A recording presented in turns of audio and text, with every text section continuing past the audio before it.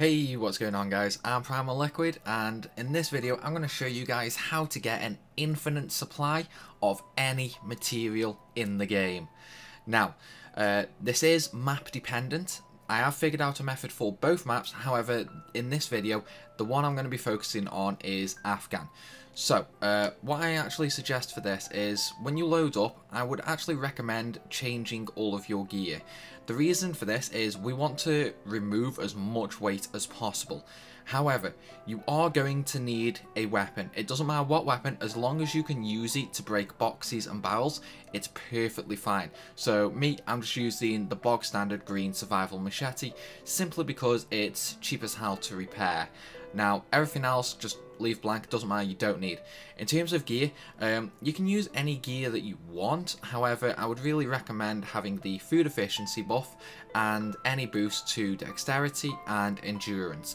The higher the boost, the better. However, when equipping these pieces of gear, do keep in mind of the weight. Try and keep it as low as possible. In terms of survival equipment, the only ones we actually need are the medium survival bag, which you can get from co-op, and small survival bag, which I believe is in one of the containers in single player. That's all you need for gear. Now, I do also recommend actually having a couple of pieces of food. It doesn't matter really how many, but again, keep in mind of the weight limit, because each soup is between half a kilo and 3/4 of a kilo. Now, I've got 5 equipped, however, generally you only actually really need 1, maybe 2 at most. Now, I'll just quickly repair my survival machete, and then we'll get straight back into this method. Now, you don't really have to worry about repairing the oxygen tank, because we're actually going to be using very little oxygen. That, you know, it's not really going to make a difference. Now, as you can see down there at the bottom, my weight is currently 28.6 out of 125 kilos. So that effectively gives us 100 kilos of leg room for this. Now, what I'm actually going to do is I'm also going to remove all of my healing items, just for the simple fact it lowers my weight even more. So there, as you can see, I've gone from 28 kilos down to 8 kilos, giving us nearly 120 kilos of weight to work with.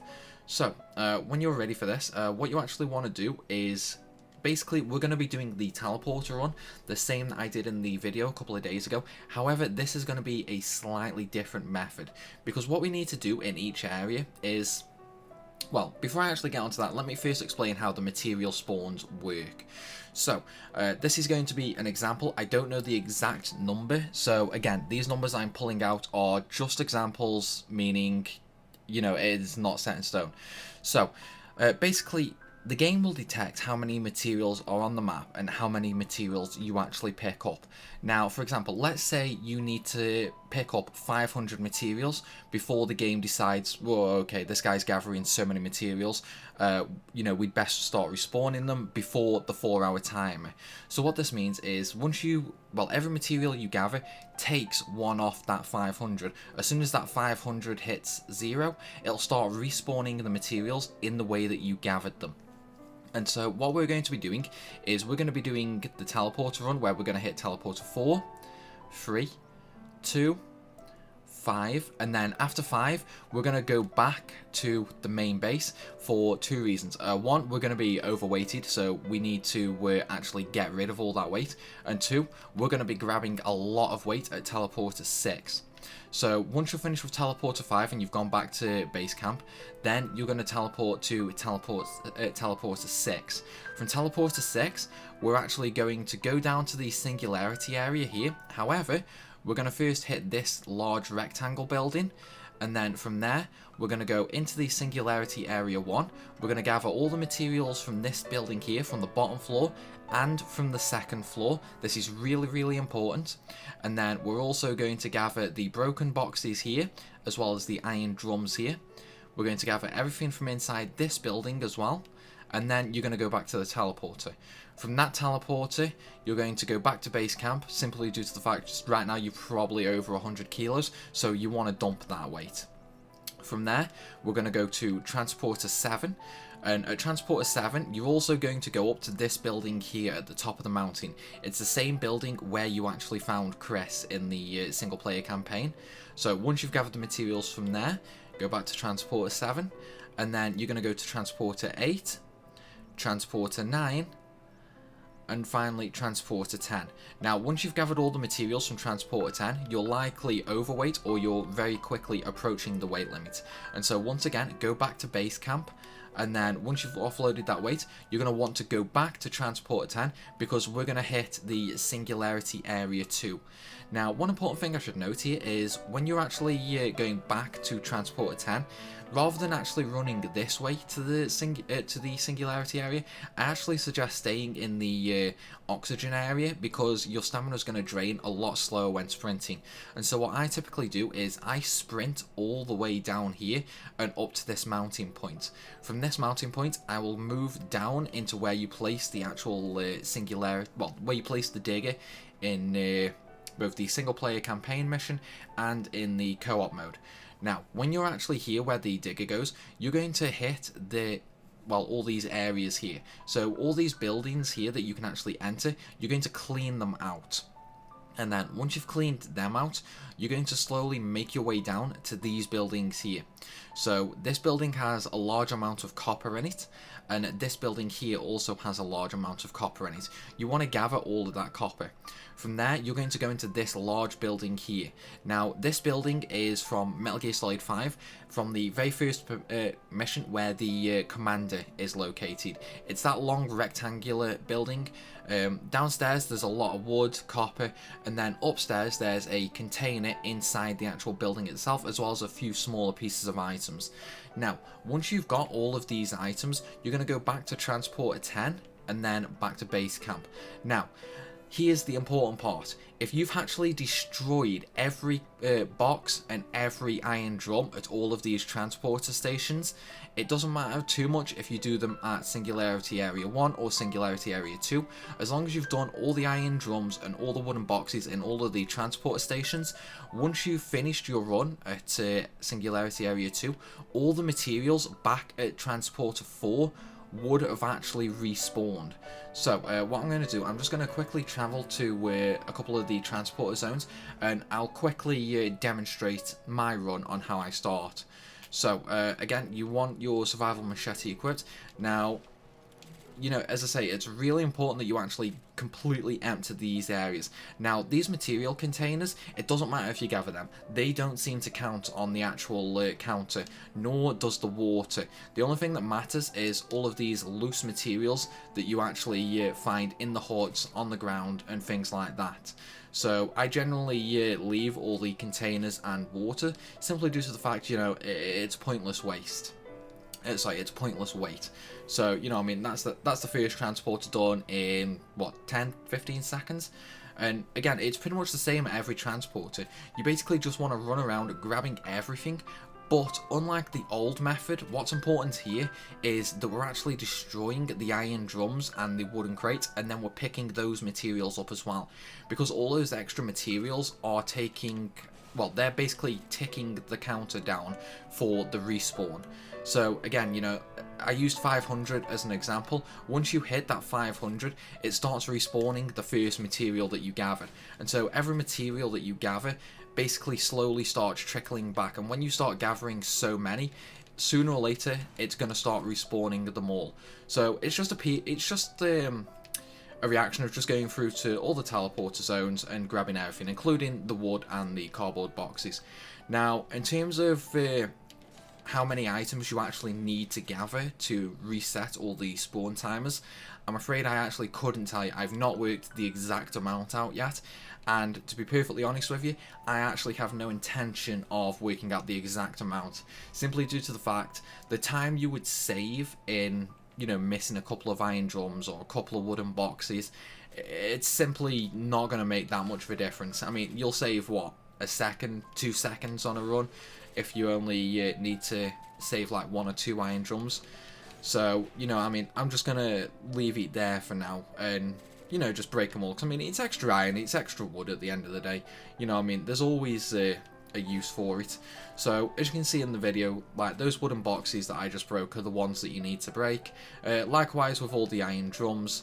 Now, by doing this, you know, you're effectively pushing the counter down to 0. As soon as it hits 0, the materials all start respawning. Now, as I mentioned at the start of the video, the method for Africa is slightly different. However, I will be making a separate video on that. But that's pretty much it, guys. So using this method, you can actually get an infinite supply of any material in the Afghan map. Now, the best part about this method is that what I'm showing is the bare minimum of things you need to do.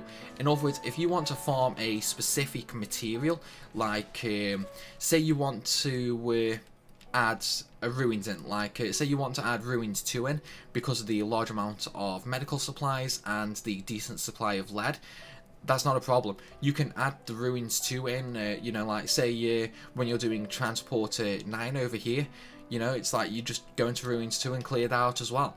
So that's the best part of this method. While unfortunately what I'm showing is the bare minimum, so you can't actually take away a location. It's very flexible in what you add. So you can very easily add ruins 2, ruins 1, you know, maybe one of the smaller huts scattered around the map for a couple of smaller items, like I know there's a firing unit in a building just up here. But again, guys, you know, it's really straightforward, really simple. But yeah, now what I'm going to do is I'm going to stop the commentary here. However, I am going to continue on my run, just so you guys can get a feel of how exactly I do my run. And then at the end of the video, I'm also going to show you guys going back to the first transporter station with the materials all restocked. But that's pretty much it, guys. So I want to thank you all for watching. I hope this video helps. If it does, then please hit that like button, leave a comment down below, and as always, thanks for watching. I'll see you later.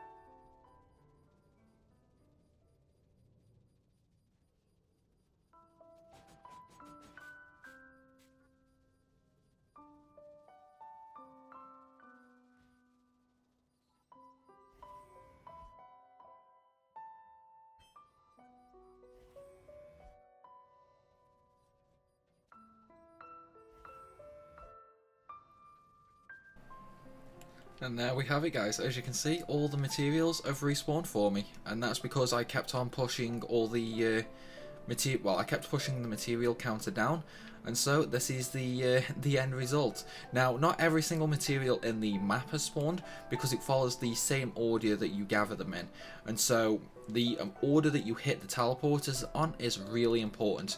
Because I went in effectively a line of the teleporters, I have to stick to that order. If I throw that order out, then I have to stick to the new order that I create. Because, as I say, the materials respawn in the same order that you gather them. In other words, if you suddenly wanted to do a complete 180 on your runs, so for what I mean by that is, I've just done a trip going like that. If I was to suddenly come back to Mother Base after I hit this singularity area and then go back to Transporter 10, the materials there would not be respawned yet. And so I have to go back to 4 and then 3 and 2 and so on. And just keep following the path around like that. But that's it, guys. That's it. That's my entire run in a nutshell. Now it's just a case of constantly repeating that same run. Now, aside from that little skafoo I had of breaking my ankle, this is a really quick run, and I mean, you can see just how many materials I've got here. But again, as I say, this only works for Afghan. The material for, the way to do it in Africa is slightly different, and so I would be making a separate video on that, which should be out very soon as well. But like I said earlier in the video, guys, thanks for watching, and I'll see you later.